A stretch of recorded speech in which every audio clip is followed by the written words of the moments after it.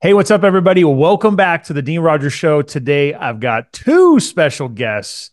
We've got Jenn and Joe, Delle, Fave. I got that one right, I think. So, Yeah. so excited to have you guys on today's podcast. I met you guys in person, in the flesh, not long ago, and have known about you two for a while. So, really excited. Why don't you guys give a little backstory about who you guys are, and let's dive into the good stuff. Yeah, thanks so much for having us on. Thank you, Dee. Absolutely. Yeah.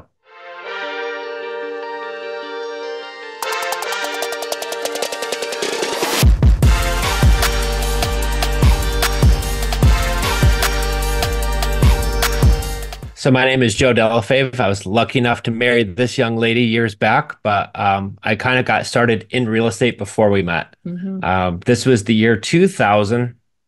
I was 22 years old. I was hanging out at a buddy's house, a whole bunch of us were, and he pulled all this stuff out of his closet. And one of the things he pulled out was this course, and it was about wholesaling real estate that he Wow. bought off some late night commercial. And the course he bought was from Ron LeGrand. No way. Okay. I Hmm. still got it. So he had the thing and he just kind of like handed it to me and I'm looking at it like it still had the wrapper on it. Like he never opened it.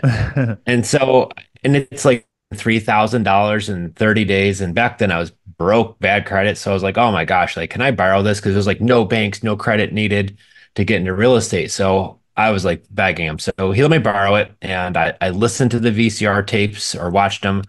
I had the audio cassette tapes. I listened to those while I was in my car. I read the book and I just did what it said. And a little over a month later, I had a deal under contract. And this is before like YouTube. So there really wasn't much to learn. Just kept watching the same old, VCR tapes a couple times. And I got a deal under contract. I made like 15,000, which really Wow. got the hook on me. Yeah. Wanting to do more of this. So, but I had a job at a car dealership. 2008, I meet my wife or girlfriend at that point, Jen. Yeah, I was an English teacher. I absolutely loved middle school English and had no idea real estate was an actual profession like this. Right. So when we first met, I owned my own house, he owned his own house, and we met in January. And come like August, September, he's dragging me to all of these like rundown junkers, and I'm walking in and running out. It smelled terrible and didn't quite understand what we were doing, but he was keeping his eye on the market at that time in upstate New York, and it really we were able to find some deals. Yeah, we're from Rochester, New York. And so not far from Buffalo, about an hour away. And Nice. we were finding these deals out in the suburbs for like 30, $40,000. They Mhm. were good school districts. We'd buy one, a year. We would renovate it. We would rent it out. Jen's a teacher. I'm still working at my car dealership job. We were doing about one a year. Some years we didn't hit any. Just kind of puttering along while we then got married, had kids. Jen walked away from teaching to be a stay-at-home mom and then help with some of our rentals. And then in 2016, my friend at the bank, when we were refinancing out of another one of our properties, he said at 10 mortgages, we cut you off. So you guys are going to have to figure something else out if you want to start scaling higher than that. Mm. So that's when I kind of felt like bummed out because I thought they were just going to keep lending forever. I didn't Right. really know. They don't teach you this kind of stuff. So I went on Google, YouTube, Googling how to do real estate without using banks and like, hard money lenders and all of these things. And then here's Around the Grand. Now he's got actually a YouTube channel. And this time he's talking about how to buy turnkey houses without using banks, without using credit, and get way better deals besides. And I'm like, bingo, this is exactly what I want to do. So for about 6 months, my poor wife, any date we went on, It was um, longer than that.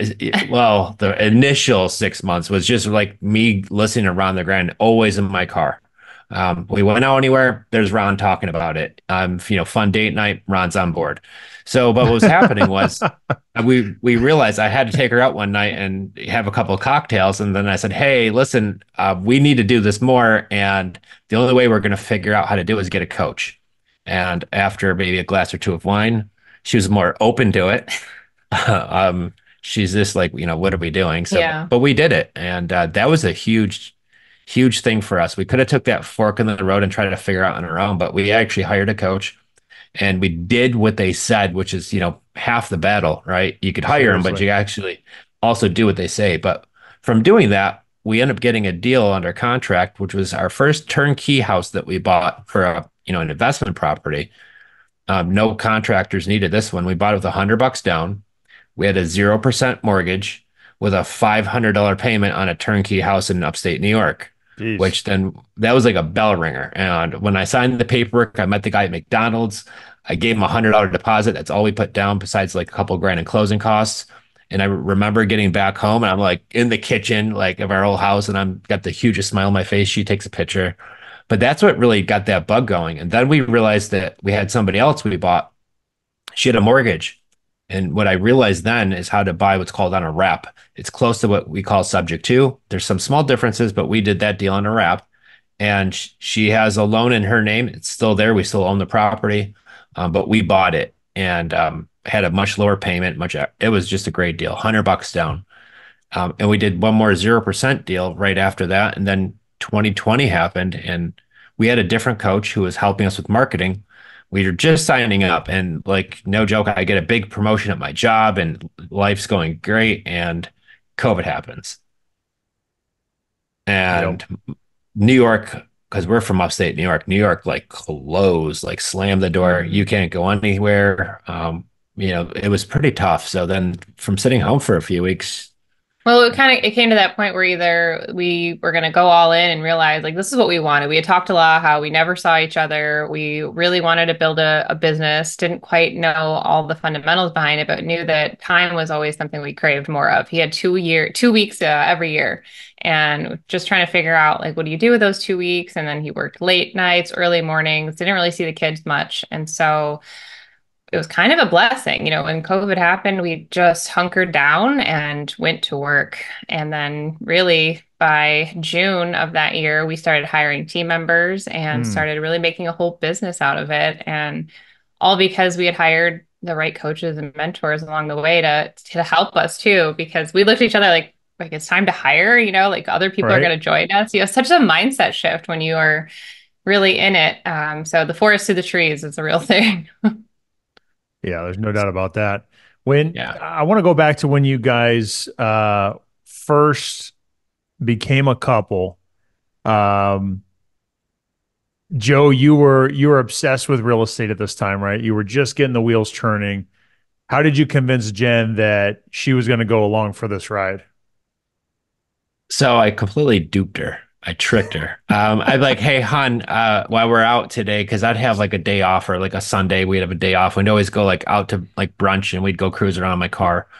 And I'm like, hey, there's this house I want to go check out. And she'd just be like, whatever, right? And we'd go there and I'd walk in this thing and it's nasty. It smells like, dog urine. And she would take about 5 steps in to turn around and walk right out. Meanwhile, I'm in the house looking for her. That can't tell you how many times I'm in the house looking for her because I'm ready to leave and I can't find her because she's already sitting in the car. So that happened a bunch of times, but then, Oh, uh, I was dragging my feet. Like, I'm not going to sugarcoat it. I wanted nothing to do with this. I kind of tried to make it his hobby. And it really wasn't until 2015 where we had a handful of properties. And I realized he couldn't do all of the parts of what was becoming a business looking back on it. And so what happened truly was all of our tax bills got mailed to one of our rental properties. And I think he was trying to buy another property and liens popped up. And Mm. he's like, what happened? And I'm like, if I got the bill, I would have paid it. I'm really good about that. We had just had a baby. So, mom brain, all the things, super tired. But what happened is they all went to a rental yeah, property. and nobody at the county, by the way, it wasn't, we were having them mailed to like our PO Yeah. box. Nobody knows why, but for some reason, all of our properties, all of the tax bills got mailed to just one of our rental properties. We didn't authorize it. Everybody at the county, like, we don't know how this happened. Meanwhile, our renters are getting these letters that like stacks of these tax bills, and then like, hey, you're late, and they're like chucking them in the garbage. And I'm like, hey, did you ever get? They're like, oh yeah, we've been getting those. I'm like, oh, For telling us. that's so awesome. So that So was my pivotal moment of, okay, like I love this man. We talked about the vision one day, when we're older, he could walk away from the car business. We could do this together. So I better start helping out where I can. I know how to organize things and how to keep things, paid on time. So I really started taking it seriously in yeah, that year. And I then, think what do you call it? Think and Grow Rich was also helpful too. That's when you're realizing that like we're married, like this is ours together. mhm. Um, And I think when she understood that, yeah, maybe I did this one part of it, she was doing another part. So she was still equally connected. Maybe we just did different roles. Mhm. And it just kind of organically So that happened. was 2015. And then 2017, he just threw me in the deep end. We started doing rent to own. So the five properties that we had, all of our renters left. We offered them rent to own, but none of them fit that bill, didn't want to own the property. So we advertised and we had a lot of work to do, lots of calls, and placing tenant buyers was a whole new animal. Yeah, no doubt about it. And then you had a interesting moment where you decided you wanted to basically go all in, right? The world had kind of shifted, you had changed. Walk me through what that was like, because I know for myself, at several moments of going all in and um, hiring people, those are scary moments, right? Those are scary moments. So, what gave you the courage to take that leap? I think, well, it kind of hit us differently. I saw it like I was excited at first. I didn't really think about team building or any of that, but I was like, oh my gosh, he's home. Like, we're going to do it. And for him, it took him a while to even realize, oh my gosh, like, I'm not going back to the grind, right? Well, I was making really good money with my job and I just got a promotion. I was going to make even more money. I was the finance director of a big dealer group and they were buying all these new stores. I was going to go open them. We just bought all these like new suits. Like I don't even think I even wore them. No. So then when you get that like rug pull underneath you and all of a sudden you're going to find out a few weeks later, now you're going to be self-employed. And that was a little bit like, oh my gosh, like we don't have that paycheck coming every week. Like we have to go to work. Not Yeah, only it are really we, went into like survival mode, I would say. well, Like, because also too is the start of a global well, pandemic. yeah. So you had like the scariness of what COVID was back when it first hit, and in New York, everybody told you all the things. So, for us too, it was just like we weren't going out to eat. All like extras were cut. So, literally, you just needed enough to pay the mortgage, the car payments, and get food. And we just went with it. And from there, we realized, in a deal, how much you could actually make when we started churning the deals like we started to. And that's where when we brought on some team members, that's when really everything kind of shifted for us Yeah. because we brought on a bunch of people who had no experience, but we just taught them what to do. And we went from doing like one deal a year to now doing a couple deals every month. And so like, okay, got this, right? Now we're wholesaling some deals. We're buying some deals with creative finance to where now we're keeping that as a rental. But instead of keeping that as a rental, we'll actually turn that into a rent to own.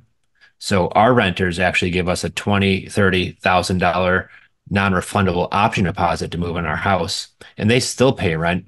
And I mean, we've got one, they're talking about buying out the house now, but they moved in 2018, right? And so we love that business model because you get a lot less of the phone calls too.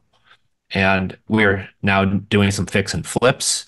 We had learned what a self-directed IRA is. And so we started doing some deals inside of that besides. And after we just started really, and it's just like anything else, you'll know the only way you're going to really like learn to do it is by doing it and doing a lot of it. And the more swings you could get, the faster you're going to catch up to speed of what to do. So Mhm. we just went all in, and it's like a light switch for me. There's no dimmer. It's either off or on. And if I'm on, it's, lights. And Let's I go. know it is scary to like hire people because like, what if they're not the right person? But in the very beginning, we paid in education and commissions. So we found that a lot of people are very interested in learning real estate investing. So if you've paid for any sort of coaching, mentorship, if you've done a deal, like you can now educate someone else on, bring them on your team, and then when you close the deal together, you pay them, and you learn on the job essentially. Yeah, that's huge. Um, Now, the thing that's interesting about your guys' story is you were starting to buy these properties and you realized there's a limit to how many we can buy. So then you Mhm. had to start getting creative. So walk me down this creative journey and how you guys have really scaled in that area. You guys are now educating people on it as well. Walk me through what that looked like for you and what you like most about it. So I guess I'll dial back to some maybe deals we're doing now, but I'll go back to the very first one because we had a gentleman who wanted to sell his house. Now, when I was always buying prior, I'm buying junkers, right? And when you buy a junker, you need to look at getting a big, big discount.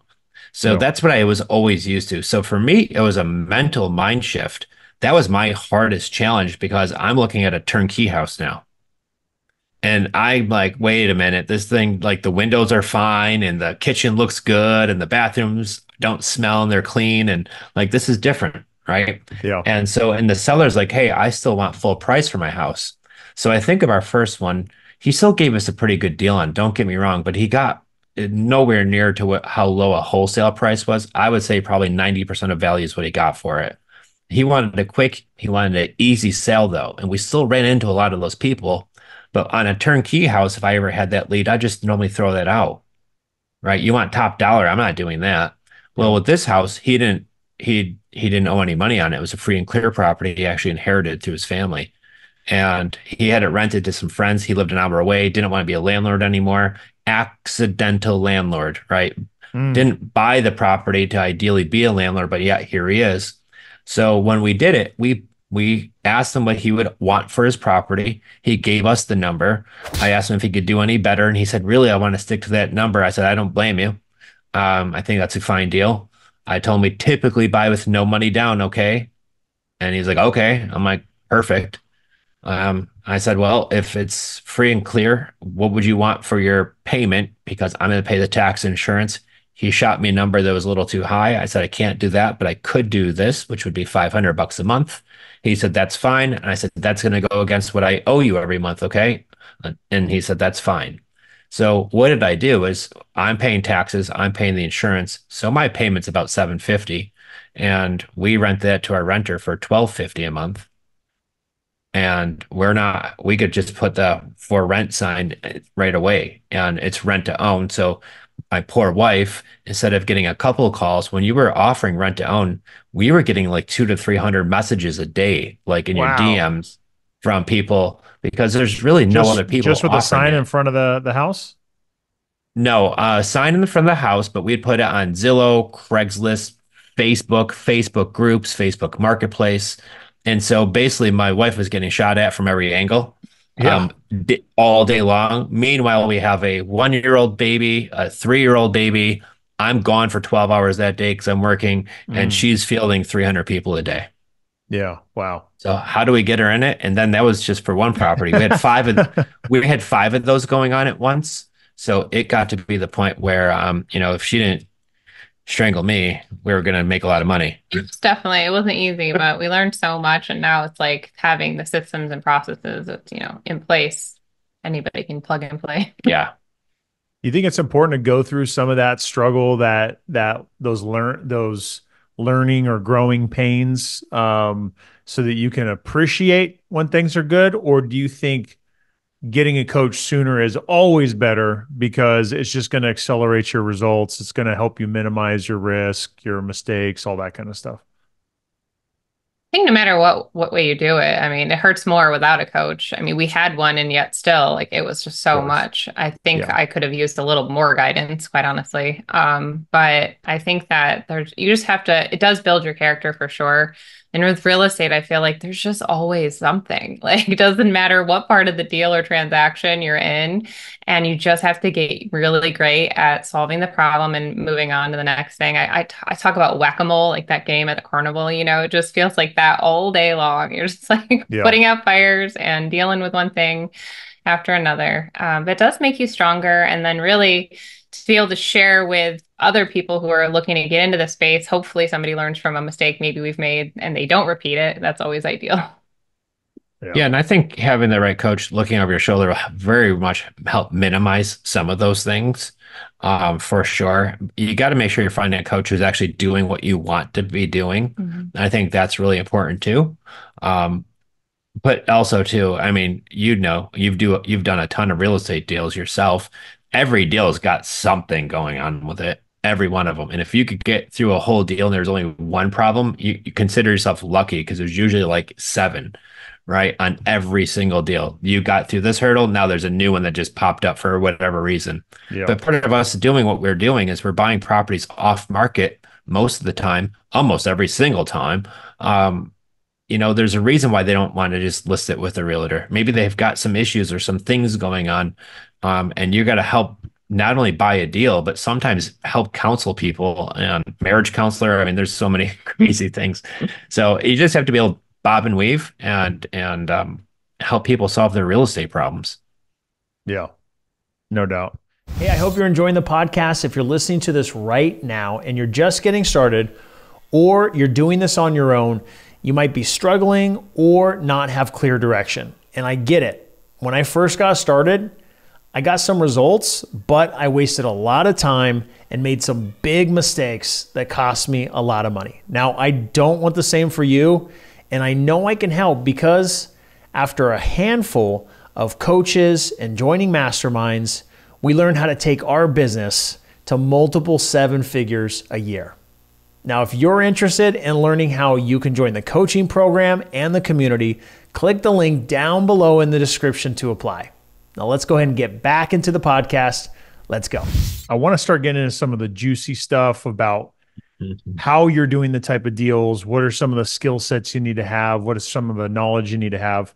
I'd love to start with marketing. So, what type of marketing are you guys doing to find your deals? Are you doing different than the traditional marketing, direct to seller marketing that I'm doing, where I'm targeting, properties that are in distress, and I can make that cash offer? Are you doing different marketing, the same marketing? Why don't you walk us through that?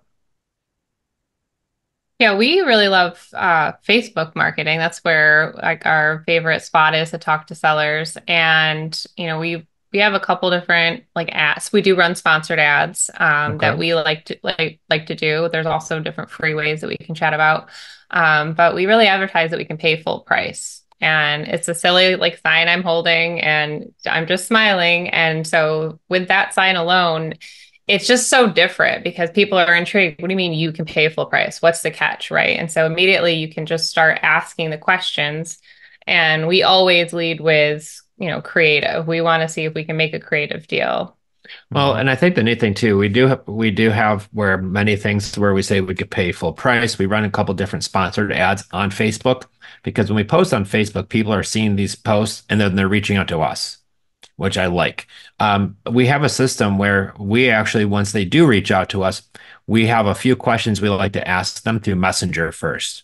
This is going to help gauge the temperature of what's going on in their situation and them, right? And so we run into some who, I have two houses and I can't afford it. I've already moved out. This one's vacant. I can't afford two payments anymore. This house is turnkey. It doesn't need anything. I just bought it a year and a half ago, but my job just transferred me out of state.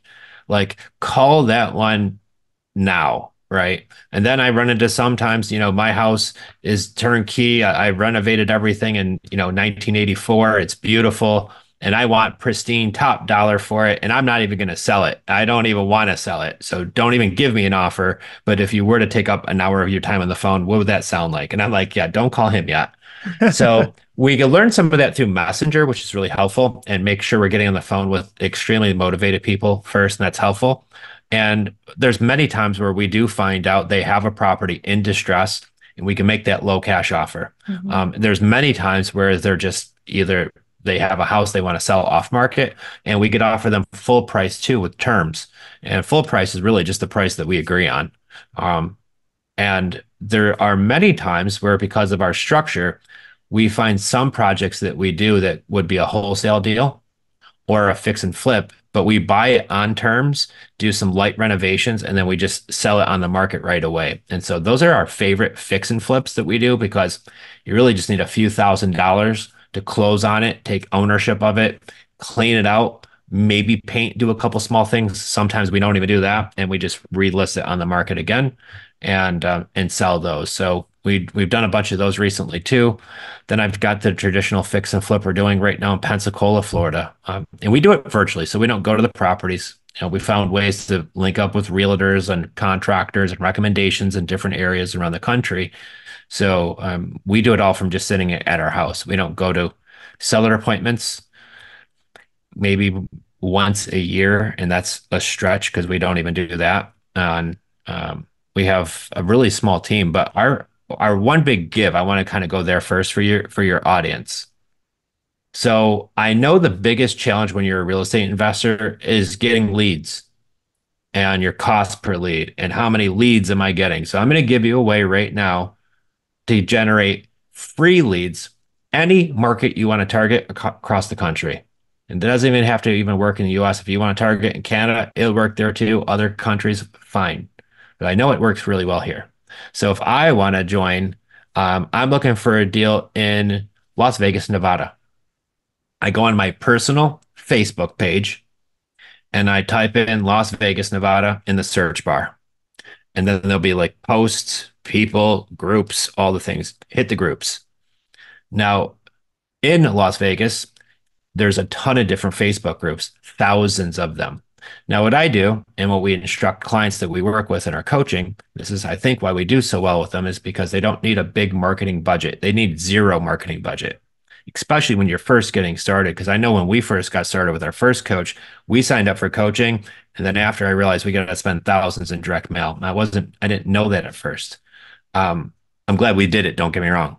But when we learned that when I put a post in a Facebook group that has 10, 20, 30, 50,000 people, and you could do that in 3 or 4 groups a day for free, 5, 6 days a week, you're legitimately in front of hundreds of thousands of people for in a week for free. And all our post says, the one that seems to work the best. And so here's the secret sauce. Does anyone have a house for sale that's not market ready? I'm looking to buy one in the next 2 to 3 weeks. Or my wife and I are looking to buy one in the next 2 to 3 weeks, right? Does anyone have a house for sale that's not market ready? My wife and I are looking to buy one in the next 2 to 3 weeks. Now, before I hit send and submit that post in that group, I make sure it's got a cool background. You can make it blue or pink Yep. or whatever. Yep. And it's right in Facebook. You could do even like the little poop emojis, like whatever you want the background. Do like blue or pink or something makes it stand out well. Don't do the poop one. Um, but from posting that now in groups that have 50,000 people in them, now people are going to reach out to you guys. And they're going to reach out to you. Some people might say scam. Some people might be realtors, ask, what are you looking for? I always say I'm flexible. What do you got? Send me anything you got. Right. Because my post says, does anyone have a house for sale that's not market ready? So if a realtor says, I've got one, maybe they have a pocket listing, right? Talk to that realtor. That could be a deal. But then you get people who just start DMing you that they don't even put a comment in there. And then check your DM. There's a spam folder in your Facebook Messenger. Check the spam folder because a whole bunch go in there too. You won't even realize that thing will get full of them. And now you'll have people reach out to you. Now, if I want to target Las Vegas, there's thousands of group in Las Vegas, and I could just join all of them constantly. And 5 days a week, I could post my 6 days or 7 days a week. The thing is with that post, though, there's got to be some disclaimer warning. If you think you're going to post it in like 50 groups a day, like Facebook catches on and they'll start like blocking your account, right? So to do it and kind of fly underneath the radar, do it like 4 or 5 times a day, and your account won't get like Flagged. Yeah. And from that, we just had one of our clients last week because it get posted on our client chat, and she had 218 messages on one post. Wow. And one of our clients, she set the record. She had 1,100 in one post. That's crazy. Yeah. That must be an active group right there. Which makes me wonder, what are the best types of groups? You said groups, but did you say which types of groups are the best ones? I'm going to get into that. So if you're going to put that post in there, put in all of them that have 10,000 people and higher. If it's garage sale groups, yard sale groups, I love Las Vegas groups, tourism Las Vegas groups, Las Vegas singles looking for Las Vegas singles, whatever. Wow, pretty broad then. Anything, because you might find two singles shacking up, and next thing you know, they got an extra house for sale. That's what happened to us. That happens a lot. So all I say is I just want to be in front of big groups. And that's the number thing that counts for me because it's just a numbers game. And then I want to check out, I don't know, somewhere in Nebraska, join groups in Nebraska and start doing the same thing there. Join a whole bunch, put this post in there, people will start reaching out to you. Now, here's the thing. Use any script you like. Doesn't matter. They all work, right? We give away ours for free on our website. This is the questions that we ask sellers before we get on a call with them because ours are so darn easy. We hired somebody in the Philippines to do it for us. She's fantastic. Michelle does not play. She gets the questions asked probably close to 90% of the time where we collect what do they want for their house? What do they owe on their mortgage? Would they be open to terms? What's their cash price they would take? Why are they selling it? Does it need any work? Like we find all these things out. And then after you run that opening script. So if somebody DMs you, you type to them these questions. Even better yet, copy and paste them. Don't even type it because that takes too much time. After you copy and paste the 10 questions, they're going to tell you the level of motivation by the answers they gave you. And now you pick up the phone and call the good ones. Yeah. And So that's is really the that's key. a strategy you still run to this day? Oh yeah. Wow, sounds Yep. really effective. Yeah, because you end up connecting with some people who've got off-market properties and they're reaching out to you, so we're not really catching them off guard. They reach out, they put their hand up and say, "Hey, Dean, I have a house I want to sell." It's so quick. Like you're not waiting to order a list, letters, postcards, mail, whatever. Like you just go on your phone and post it, and you're literally in front of, like Joe said, 30,000 people possibly. Yeah. And the houses that you're typically looking for, you didn't say I'm going to pay top dollar, right? Like some of your sponsored ads. Correct. Um, the houses are could be any condition. They could be in rough condition, they could be good condition. Are you leading with trying to do creative on those, or is it whatever direction they take it?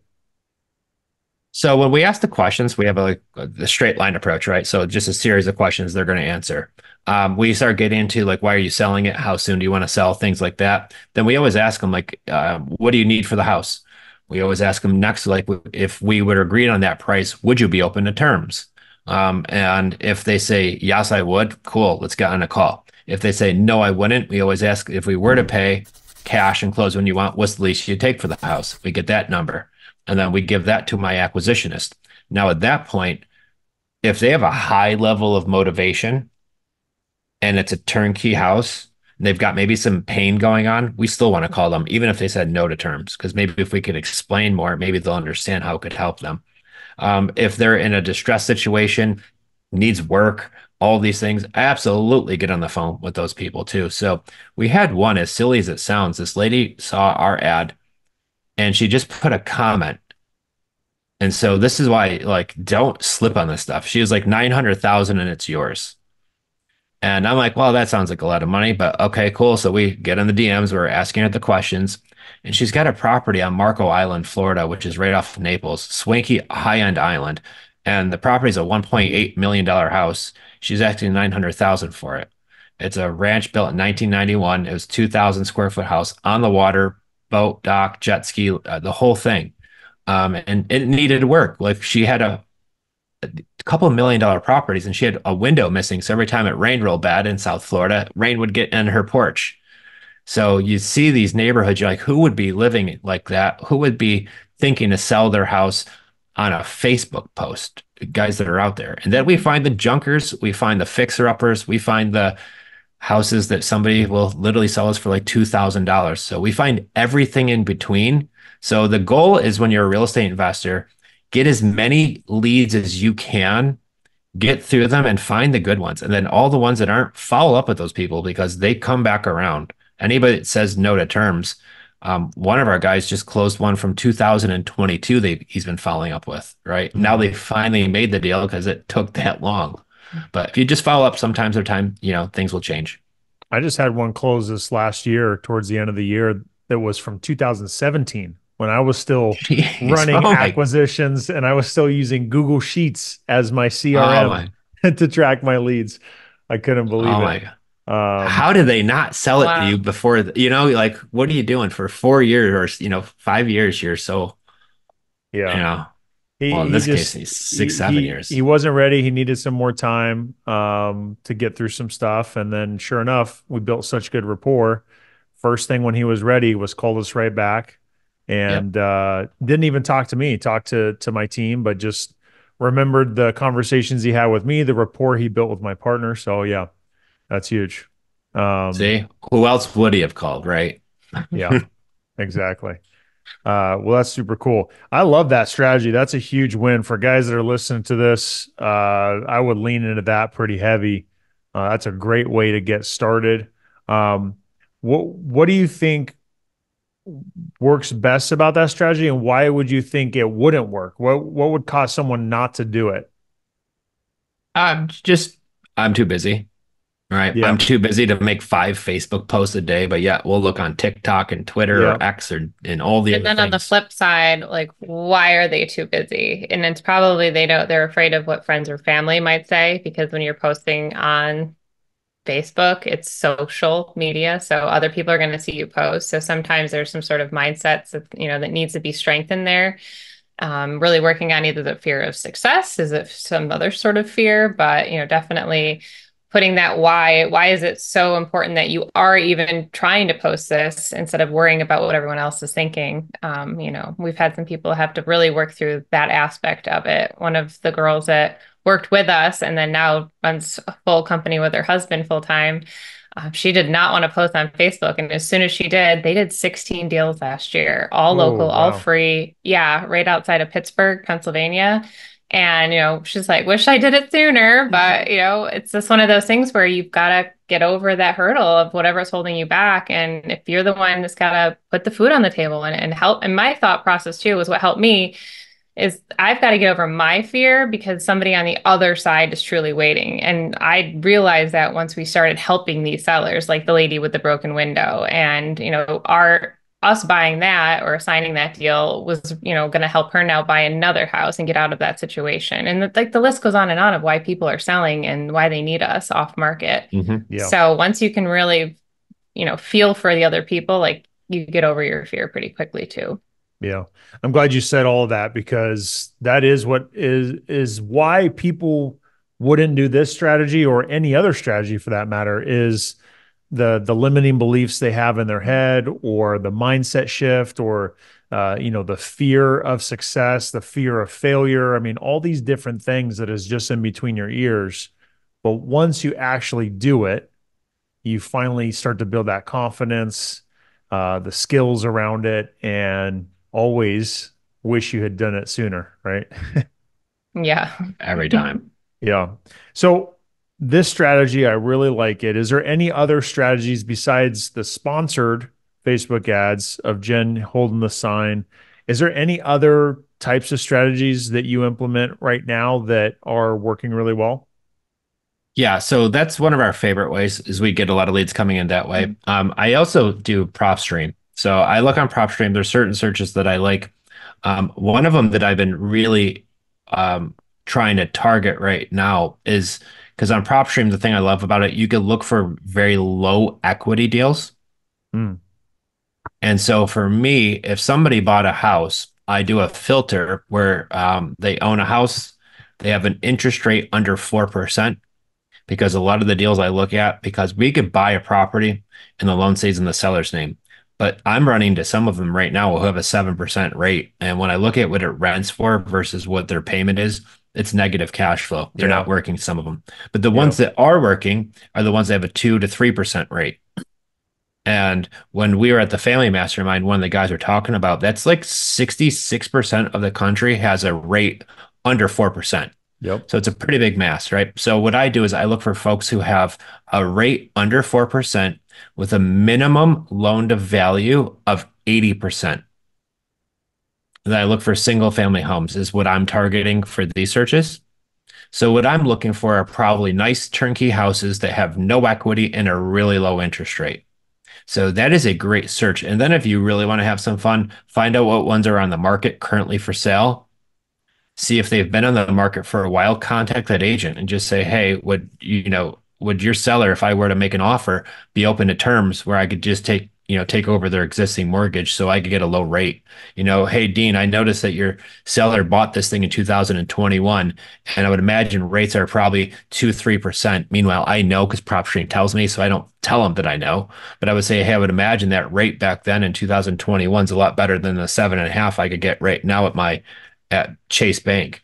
And they're like, oh yeah, they do have a really low rate. Yeah. So if I can make an offer where I could pay, a fair price for the property, if I'm able to do that deal, close on it, but still take that low rate and not have that low payment, I would do that deal.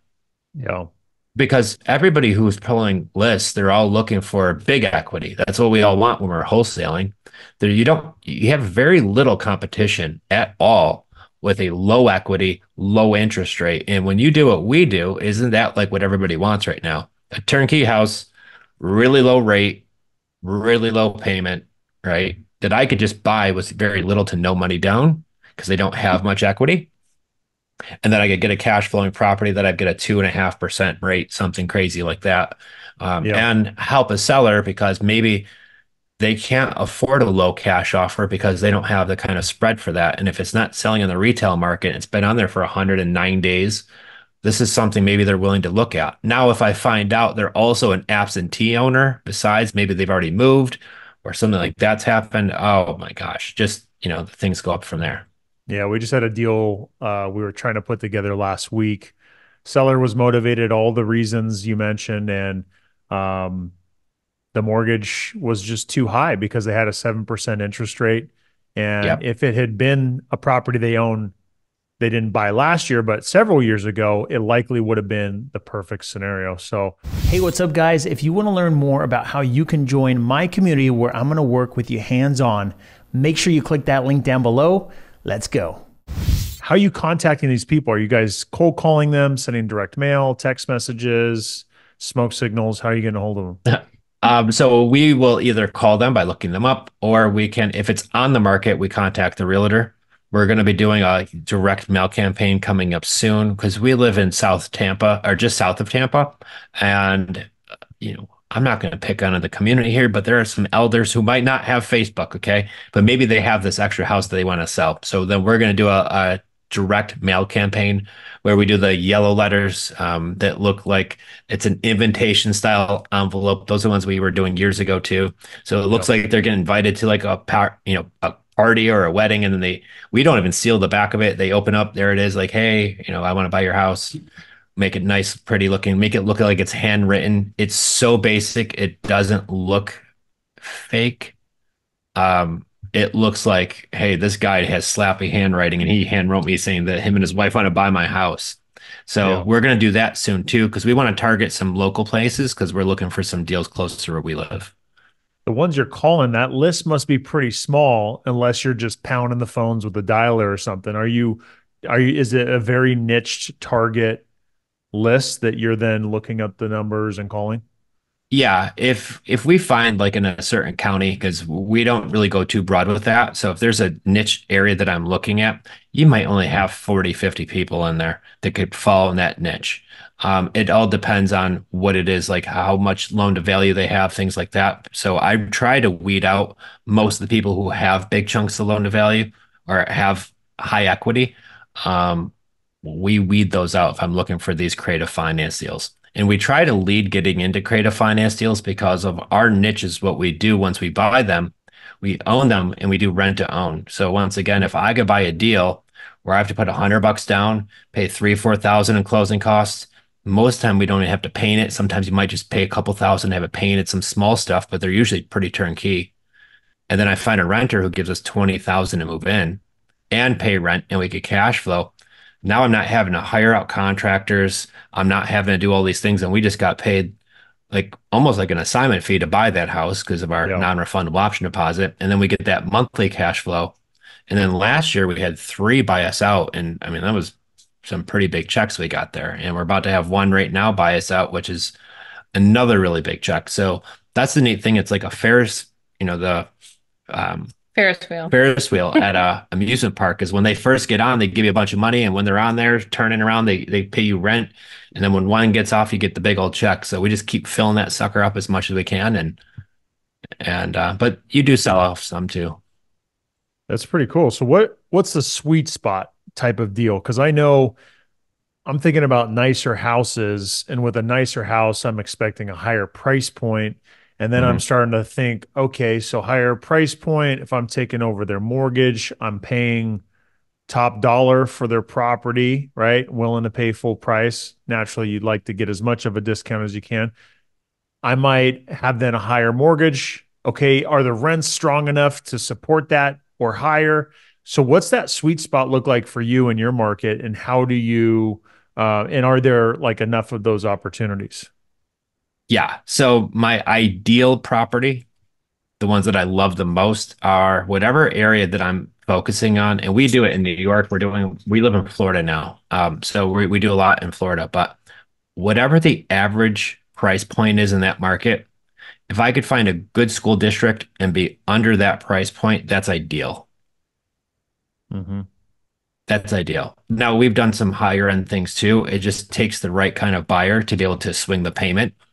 But they're out there too. I mean, there's lots of people who maybe either they're self-employed but have a huge income and maybe they have a hard time, getting a house, but they could put 80 grand down, right? Yeah. On a higher end house, $100,000 down. They have the capital, but it's just finding one of these situations where somebody will even offer them this kind of deal on that kind of property.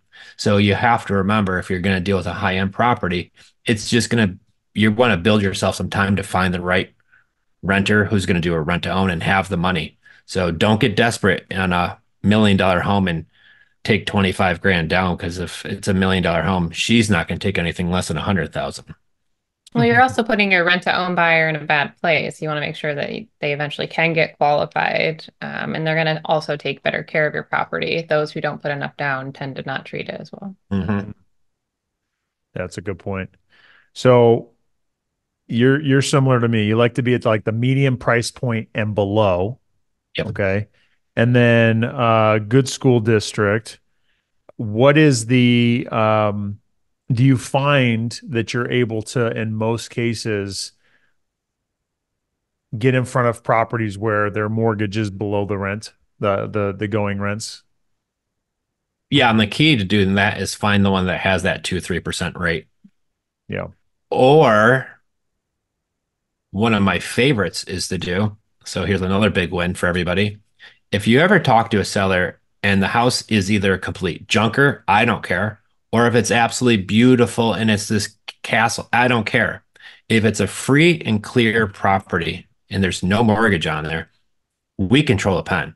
I could make what the payment is per month, and I don't have to amortize it over anything. If I want to make it 2,000 or 1,000 or $100 a month for X amount of years, we can do that. So there's many times where I'm doing a deal, even on a junker, where I'm buying it and I'm buying it so right. The seller's open to either I buy it at that price at terms or pay cash. So if I'm going to assign that to somebody's going to do a fix and flip. I'm like, hey, do you want to just pay cash for this thing or do you just want to take over the terms? Because the seller's open to either one.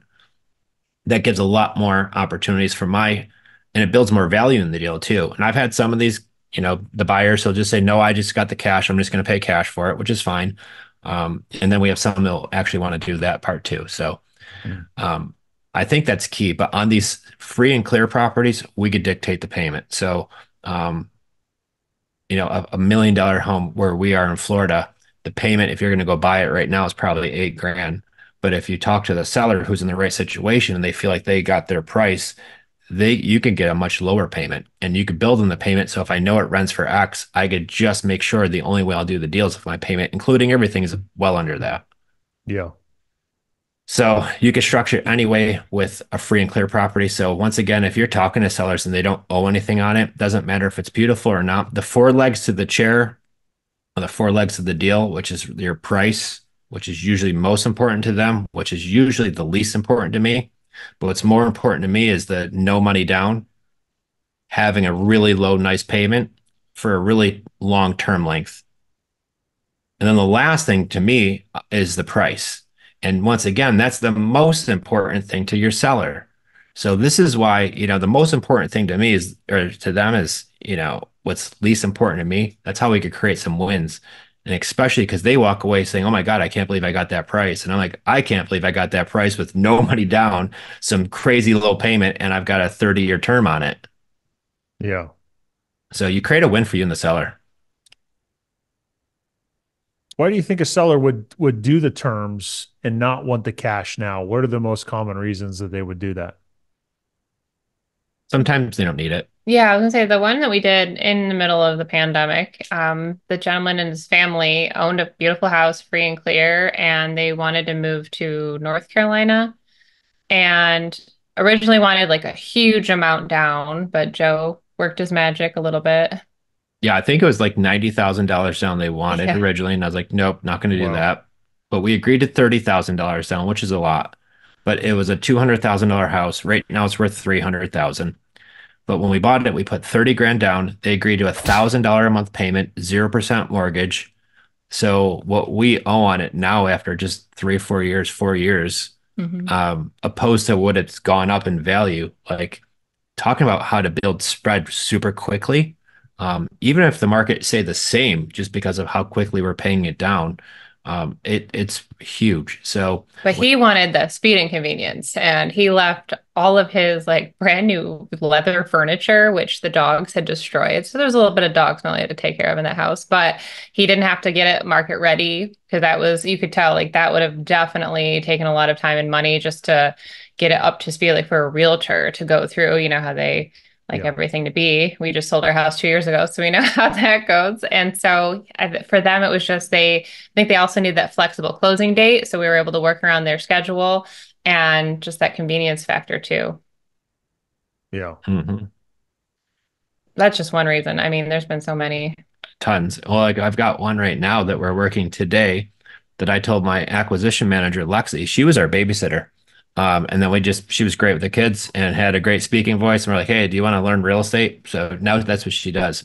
And I've got a seller now who's moving to Nebraska from Florida, and he just wants to sell. And if we give him 10 grand down, he'll give us a 10-year term.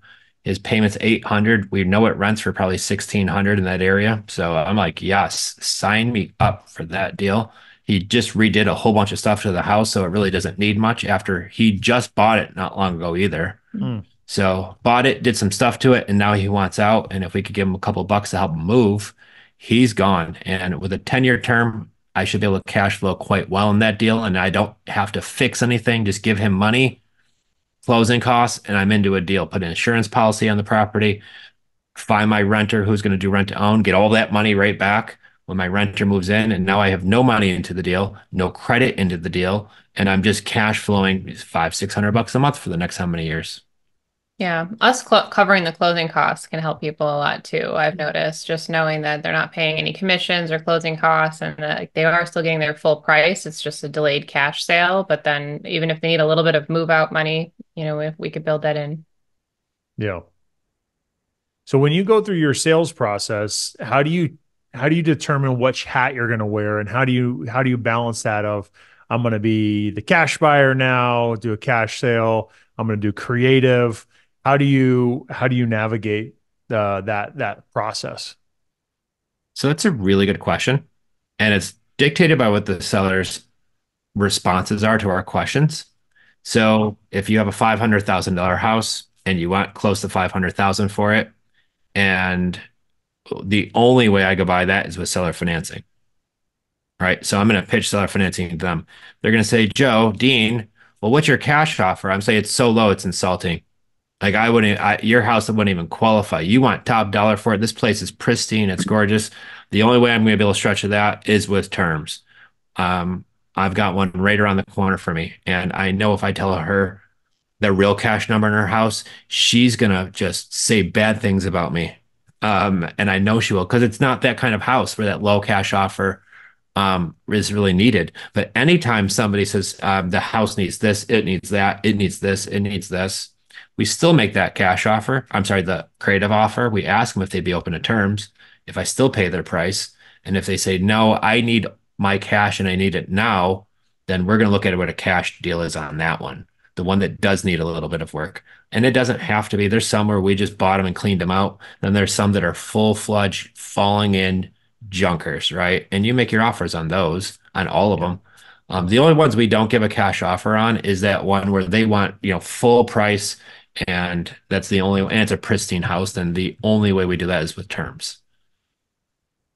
Okay. That makes sense. Yeah, you Hmm. gotta you gotta use the tools in your tool belt based on what the opportunity is, and you got to use the right tool for the right job, right? Well, and I nicely set them up because I just say, Dean, when I find a house, when I do pay cash for a property, it's because I get a really, really big discount because the property needs a lot of work.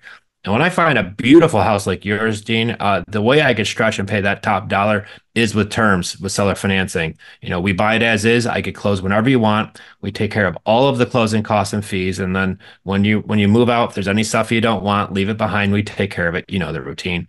But the way I can make it work for me by paying your price is if I could take over your existing mortgage where it has that much lower rate and what a much lower payment is than I could get today. Because if I buy it at today's rates at that price, I'm going to be losing thousands of dollars every month or hundreds of dollars every month to rent that out. And that just wouldn't make any sense. Yeah. And I think having the confidence and honestly, because there's been plenty of times where they are no, no, no, terms aren't going to work. I'm going to go list it. So we let them go list it. And then it was like a week later, the one gentleman Yeah. came right back to us. And he's like, I don't know, I can't mess around with this. I don't have time. I need to know that it's sold. Let's go. Yep. And then we're writing up the deal. He canceled the contract with Realtor. Yeah.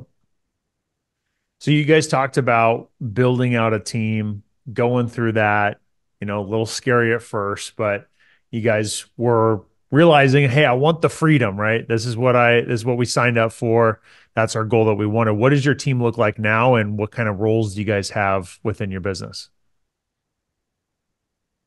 Well, I guess officially I'm still the COO, so I don't really know about the time freedom yet, but we're working towards that. But I just make sure operations are. I finally hired an executive assistant, which was long overdue. So if you feel like you're still stuck in the admin work and it's just things that a virtual assistant you just can't hand off to, go hire an EA, an executive assistant. I feel like she's really just worth her weight in gold. And it was a really hard role for me to let go of, like letting someone in the bank accounts and working with the bookkeepers and all of that. But it's work, it's paying off. I feel like I'm going to get some time back here.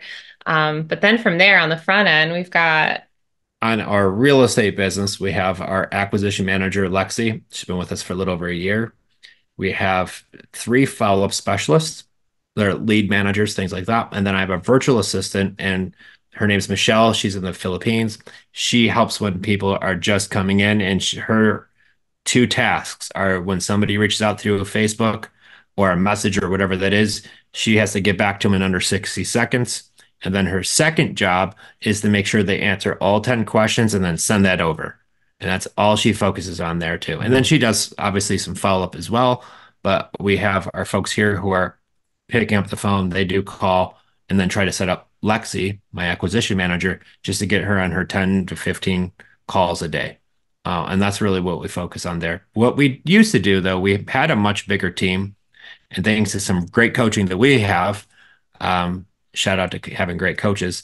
But Tom is one of our coaches, and he recommended us focusing on doing some maybe less deals, but really kind of focusing on some of the bigger deals and Mm. not chasing all the little tiny ones that would take up sometimes even more time than the bigger ones. Oh yeah. And you're spending all this time, you're like, what are we even doing? So we really started focusing on that and saw a better swing in our business, a lot less chaos going on because it's like wrangling cats. Because we used to have a much larger team than that. But Um, we still have we haven't finished yet. I know. So we still have I have a virtual assistant who does help make all the Facebook posts because it is important that if you're gonna run sponsored ads or do anything on Facebook, you have to have an active page. So I've got a girl who helps me put content out there for us. And then we have Abby, who's our back end tech manager. She was acquisition. She graduated high school and immediately started with us. And then she just kind of created this role. So she helps us with all things CRM, the many chats, the Twilios, all the little bells and whistles that help make all the things talk to each other between us and the sellers. And then we also have a girl on disposition. So she helps us find buyers. So if it's rent to own, she's, got 3 showings today at one of our properties. So she's in Mm. Texas doing a virtual walkthrough on FaceTime while people are up in Rochester looking at a house, and then she sends them through the process for screening the tenant. Am I forgetting anybody? You didn't even talk about Kelly, and Oh, well, yeah. that's a whole other That's thing. a different business. So that's our real estate Yeah. business and Yeah, our real estate got team. a handful of different people. Yeah, and And we homeschool two kids, so I we're know, very yeah. busy. yeah. You're in it. Yep. So as much as the time freedom, ideally what we love to do is to have a team in place, and every single time it just keeps on organically happening to us. Is just we find amazing people and they want to contribute and they're helpful and they're doing great things, and I don't know, it's been really fun. I got to tell you, it's a lot of Mhm. fun to learn and to keep growing, and that's the exciting thing. Yeah. Well, naturally, you typically are going to attract the people um, that are a representation of you to some extent, right?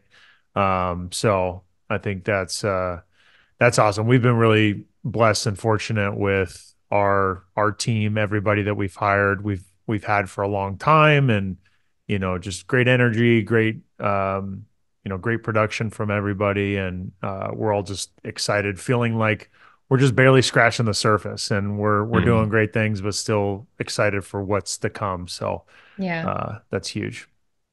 Well, and you gotta love what you do. And Mhm. Yeah, I think that's part of it too. Like everything takes work. Everything worth having really takes work. Obviously, you understand what that means. Like you only get out of it what you put into it. And if you really pour into it and you really love it and you focus on success, it happens. 100%. Yeah, but you get smarter as you go. Like we hired a TC company, and that was really a big game changer. Instead of trying, in the very beginning, he was doing all of the emailing back and forth, and it was just crazy. So you really learn quickly how to scale and put systems in place. Yeah, 100%. Well, as we wrap things up here, is there any like parting words, any things you guys want to point the direction of the listeners into, or anything as we wrap up here? Yeah, I just think that if you're listening and you're waiting to, jump in, like now is the time to do it. Start learning, educating yourselves, go to the meetups locally, join in on the online Zooms. So that's how we got started. So don't use your kids as an excuse, like invite them in on it, let them, play on their games for a little bit if you need to be. But like, if you've got that dream in your heart, like definitely go after it. I mean, we moved from cold upstate New York, now living in sunny Florida, and, continue building our business down here, and it's is what we wanted. So we remember that on the hard days, because there's more great days than not. So just remember to keep following your passion, and it's all worth it. Yeah, and stay laser focused. I think that's key. Like figure out exactly what you want to do Blinders on. and get around people Yes, who are doing what you want to do. Like if you want to learn how to build skyscrapers, go find people who do that, right? And go learn from them. And just find what it is you want to do. Get around people doing it, find a way to give them some value, right? Rather, we've had people like, Joe, I will work for you guys. I don't care about pay. Like, just teach me how to do it. And I'm like, well, we do pay, but let's talk about it. So I think that's really, really, really important. And the big scary thing, getting started, right? So that's why we share our favorite ways to how to get started for free, because we've learned revenue in first position, which means before you go spend money on the websites and the funnels and the tunnels and all this stuff, like get some money for free first. And how do you do that? You join these Facebook groups, you put that blue post in that Facebook group. People are going to start reaching out to you with off-market properties. It doesn't cost a dime. It's never been easier to start than right now. When I first got started, Google was barely a thing. There wasn't any YouTube, no Facebook, MySpace, no social media, guys. Now I could talk to people around the world, anywhere with our yeah, phones. Hmm. So you can do this for free, get started there. And then if you have a deal, maybe I have a really smashing deal in San Diego, well, and you don't know how to wrap it up, get a hold of Dean. Hey, I got a deal. What do you think? Right. And you bring somebody a deal and you all can make a bunch of money on it Yeah. together. What a better way to learn. And then if you make some money, go reinvest that back into some education, right? Go find out how to do more of those. Don't do what I did in the beginning, is get that chunk of money and then wait a whole bunch of years before I got my first coach. Reinvest it back me into too. yourself.